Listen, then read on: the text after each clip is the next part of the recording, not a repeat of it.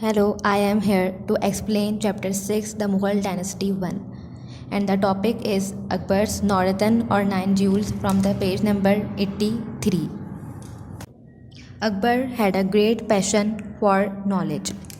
Although he himself could not read and write, he appointed people who read to him various topics of art, history, philosophy, and religion.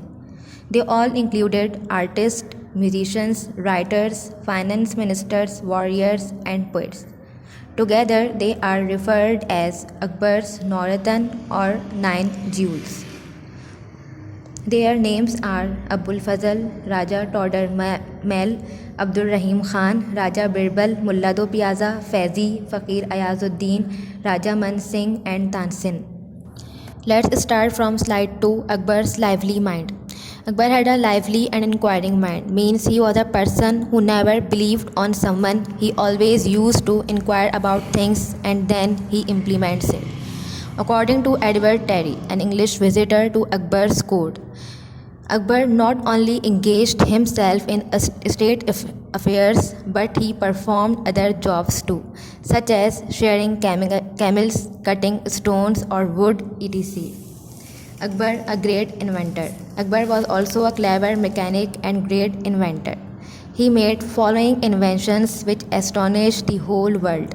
He made a gun which can easily be taken to pieces and put together again when needed. He enjoined 17 guns which can be able to fire them at the same time with one match. He made a gun which can easily be carried by a single elephant. He also invented a wheel which can clean 16 gun barrels in a very short time. Now it's slide 3 and the topic is Akbar invents ways to give light. The further points has been taken from Akbarnama and it is summarized for better explanation. While on military campaign, Akbar wanted to make the royal camp visible to those who come from far. So he invented a very useful way to give light. In front of the darbar, there was a high pole supported by 16 ropes. On that pole, Akbar put a large lantern.